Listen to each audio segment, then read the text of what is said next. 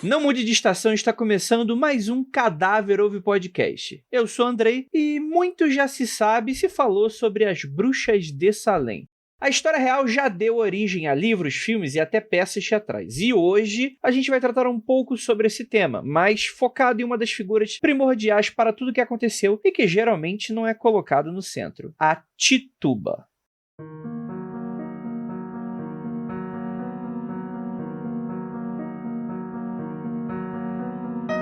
A caça às bruxas de Salem é um acontecimento histórico bastante conhecido e que hoje é considerado uma vergonha dentro da história dos Estados Unidos. O governo americano, inclusive, tendo admitido que matar as mulheres do vilarejo foi um erro. Tudo começou na casa do reverendo Samuel Parris, quando encontraram sua filha Beth, de apenas 9 anos, e sua sobrinha Abigail, de 11, gritando, se contorcendo, arremessando objetos e fazendo sons estranhos sem explicação. Ao serem examinados por um médico, ele logo concluiu que as meninas estavam passando por uma possessão demoníaca. Em uma vila extremamente conservadora, 2 familiares do reverendo da cidade consideradas possuídas por uma entidade do mal. E é claro que a partir desse momento as coisas começam a se complicar em Salem.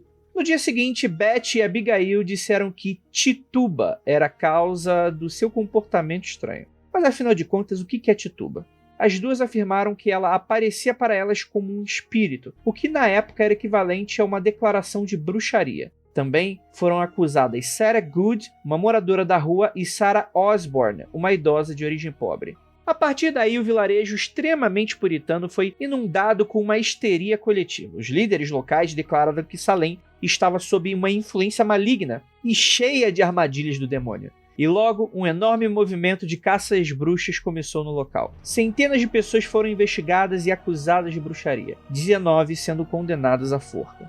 Muitas das pessoas que foram julgadas eram mulheres, e uma das centrais nisso foi Tituba, a escrava do reverendo Parris, uma das 3 primeiras acusadas e que ficou conhecida como a Bruxa Negra de Salem. Também a única dentre as 3 mulheres a confessar ter feito um pacto com o diabo. Pouco se sabe sobre a história dessa tal Tituba, sua origem e seus antecedentes. Ela era uma não branca escravizada em um mundo essencialmente branco e extremamente racista. Sua existência nunca foi considerada importante o suficiente para ser muito registrada. O que se tem conhecimento é que ela chegou em Salem junto com Samuel Parris, quando ele levou 3 escravos com ele vindos da Nova Espanha, Barbados, do Caribe. Tituba, John Indian e um outro menino que não se sabe o nome foram para Massachusetts, sendo obrigados a trabalhar na casa de Parris, que na época ainda não era casado nem ministro. Apesar de não ter registros concretos, acredita-se que Parris escravizou Tituba em Barbados, provavelmente quando ela era apenas uma menina, mais ou menos uns 12 anos. Há quem declare que ela foi pagamento de uma dívida, do que a gente não sabe. E o que se acredita é que, apesar de ter se tornado escrava em Barbados, Tituba provavelmente nasceu onde hoje fica a Venezuela, em uma comunidade crioulo. E, justamente por ser uma mulher com origem indígena e com conhecimento sobre ervas, seu comportamento levantava certa suspeita no povo extremamente religioso e puritano de Salem. Além disso, a sua pele escura causava desconfiança na população branca e cheia de preconceitos do local.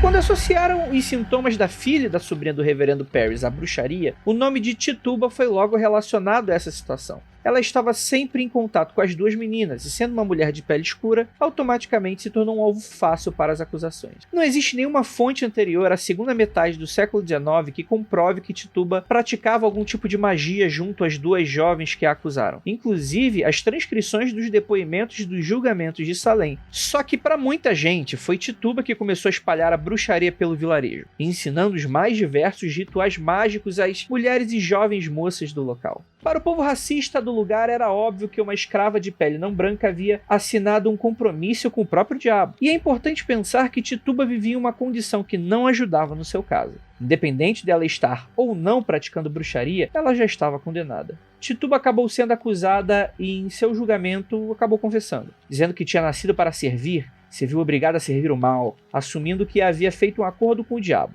Ela disse: "O demônio veio até mim e ordenou que eu o servisse." É óbvio óbvio que uma alegação como essa automaticamente deixou o povo local completamente aterrorizado, né? Confirmando os pavores dos puritanos de Salem, que acreditavam que a maldade estava espalhada pelo vilarejo. Nessa confissão, a Tituba falou de cúmplices de origem animal, espíritos malignos que tentavam a todo custo destruir a bondade dentro do lugar e várias coisas assustadoras que podem ser encontradas em lendas inglesas, incluindo um homem alto e grisalho que ordenou a ela que assinasse o livro do diabo. Tituba também confessou beliscar várias jovens garotas de Salem, descreveu até uma existência de um coven maligno e argumentou que as mulheres tinham predisposição ao pecado, mas acabou pedindo o perdão de todos e declarou seu amor à filha do reverendo Parris, da qual ela cuidava. Com isso, acabou dando supostas evidências para o oficial que buscavam bruxas no local começarem a condenar a população por bruxaria. Mas também, com sua confissão, ela conseguiu convencer os puritanos de Salem que com um arrependimento uma pessoa podia acabar sendo salva das garras do mal. Eles não viam motivo de condenar quem se arrependia de verdade. Acabou então que Tituba foi absolvida, após convencer o povo puritano que estava arrependida dos seus atos supostamente diabólicos. Só que mesmo com sua absolvição, ficou na prisão de Boston por uns 15 meses enquanto esperava o reverendo Parris pagar a sua fiança, o que não aconteceu. Por isso, ela foi vendida para um desconhecido, tendo sumido de todos os registros históricos após isso.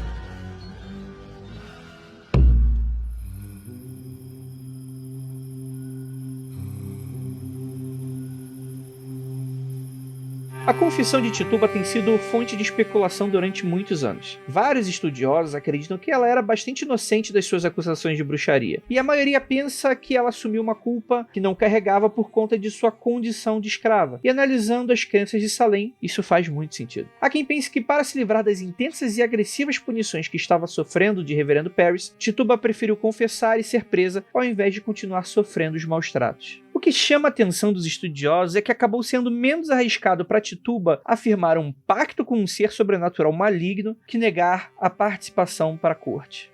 Os puritanos preferiam ter clemência por quem compactuava com o mal, mas assumia ter sido corrompido, do que por quem, para eles, mentia. Só que para esses homens, quem dizia não ter feito um pacto com o diabo, automaticamente já estava mentindo. Na época, não existia a ideia de inocente até que se prove o contrário. Para a corte de Salem, só existia culpado e sem chance de provar o contrário. Outros historiadores acreditam que, na verdade, Tituba foi coagida a confessar, já que ela era uma escrava sem direitos. E Parris, como reverendo local, estava querendo encerrar o assunto que começou dentro da sua casa e que se espalhou pelo vilarejo. Então, para ele, seria mais interessante colocar toda a culpa na escrava de origem indígena e acabar completamente com a sua ligação com essa situação. E é interessante observar como, em geral, a representação do Tituba na cultura pop a coloca como alguém que realmente praticava bruxaria e que introduz a magia no vilarejo de Salem, muitas vezes usando o voodoo como uma prática negativa, o que traz muito do racismo impregnado na sociedade até os dias de hoje.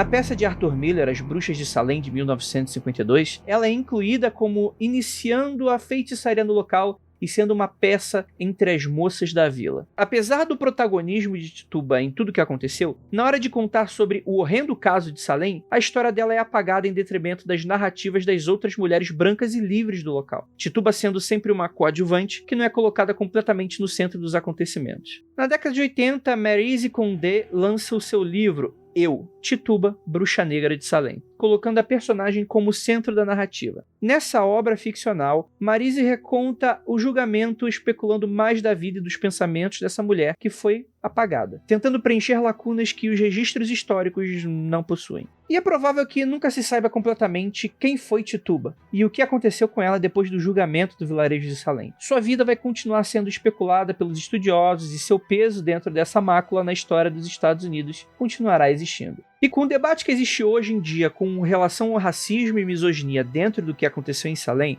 é mais do que esperado que a narrativa dessa mulher seja representada na cultura pop com um pouco mais de cuidado e menos racismo como já aconteceu durante tantos anos. E afinal, quem foi Tituba?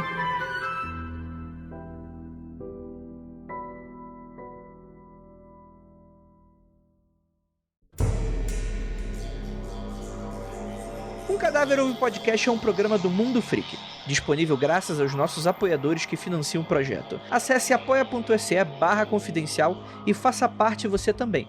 Nos vemos na próxima transmissão. Esse episódio foi narrado por mim, Andrei Fernandes, roteirizado por Carissa Vieira e sonorizado por AJ Oliveira.